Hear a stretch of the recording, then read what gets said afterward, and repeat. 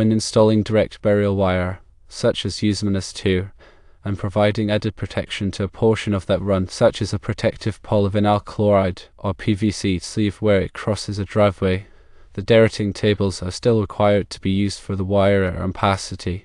The reasons behind this requirement are primarily related to temperature effects, protection consistency, and adherence to National Electrical Code, or NEC, requirements. Firstly, let's discuss temperature effects. The fundamental purpose of derating is to account for the increased temperature that occurs when multiple conductors are bundled together or when the wire is buried directly in the ground. This temperature rise can significantly reduce the current carrying capacity of the wire. The heat generated by the current flowing through the conductor needs to dissipate effectively to prevent overheating and potential insulation damage. When wires are buried directly, the surrounding soil acts as an insulator to some extent, impeding the heat dissipation. The derating tables provide factors to adjust the allowable ampacity of the wire to compensate for this increased thermal resistance. Secondly, protection consistency plays a crucial role. Even with added protection in specific sections, the entire circuit still needs to meet the requirements of the National Electrical Code, or NEC, to ensure overall safety and reliability.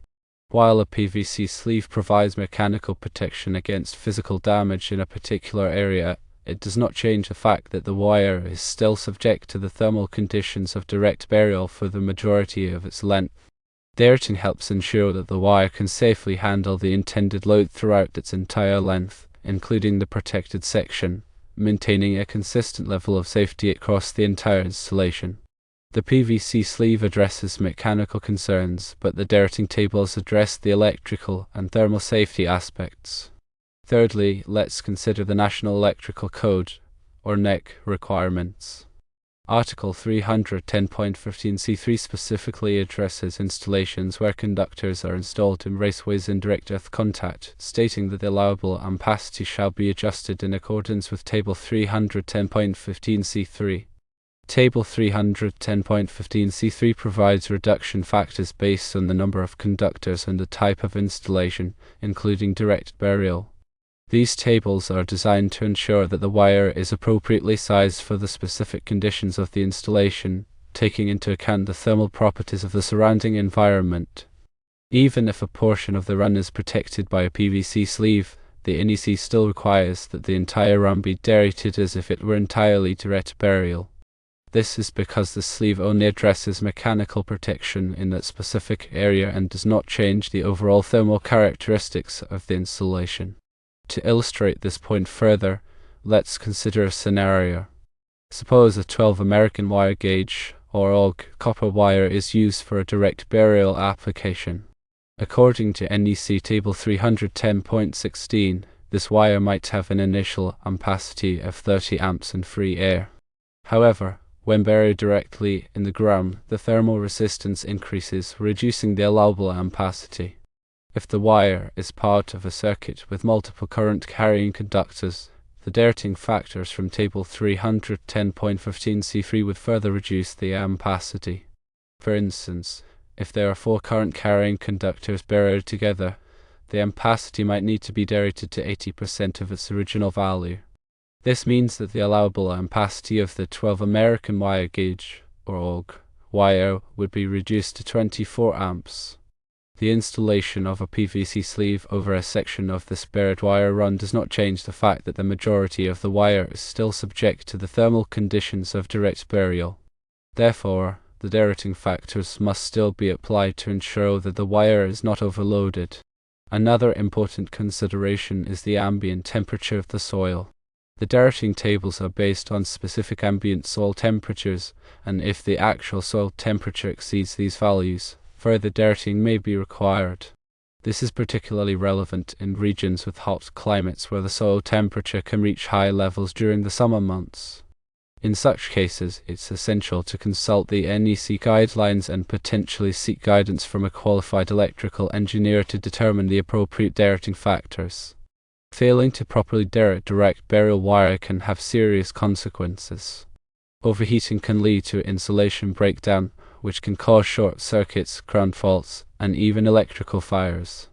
Moreover, Overloading the wire can reduce its lifespan and increase the risk of premature failure.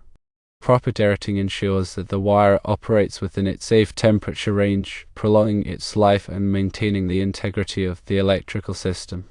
In addition to the NEC requirements, local electrical codes and regulations may also have specific requirements for direct burial installations. It's crucial to consult with local authorities and obtain the necessary permits before commencing any electrical work. These local codes may have more stringent requirements than the NEC, and compliance is essential for ensuring safety and avoiding potential fines or legal issues. The National Electrical Code, or NEC, also provides guidelines on the proper depth for direct burial installations. The depth requirements vary depending on the voltage level of the circuit and the type of location, such as residential, commercial, or industrial. Generally, higher voltage circuits require deeper burial depths to provide adequate protection against physical damage. Compliance with these depth requirements is essential for ensuring that the wires are protected from accidental damage caused by digging, construction, or other activities. Moreover, the NEC specifies the types of wires that are suitable for direct burial applications. Usiminas-2, or underground service entrance cable, is a commonly used type of wire for direct burial because it is specifically designed to withstand the harsh conditions of underground environments. This type of wire has a moisture-resistant insulation and is suitable for direct contact with the soil. However, it's important to verify that the specific type of wire being used is listed and labeled for direct burial applications. When installing direct burial wire, it's also essential to take precautions to prevent damage to the wire during installation. Avoid pulling the wire too tightly and use appropriate pulling lubricants to reduce friction. It's also advisable to use a cable plow or a trenching machine to create a smooth and consistent trench for the wire. Backfilling the trench should be done carefully, using soil that is free of sharp rocks or debris that could damage the wire insulation. In conclusion, while added protection in specific sections, such as a PVC sleeve, may provide additional mechanical protection, it does not eliminate the need to derate the wire ampacity based on the overall installation conditions. Using the derating tables ensures that the wire is properly sized and installed to safely handle the intended load, even in areas with added protection, maintaining the integrity and safety of the entire electrical system. The temperature effects, protection consistency, and National Electrical Code, or NEC, requirements all necessitate the application of derating factors for direct burial wire installations. It is also important to ensure that the direct burial wire is buried at the appropriate depth in accordance to the National Electrical Code, or NEC. The depth requirement varies based on the location, whether it be residential, commercial, or industrial.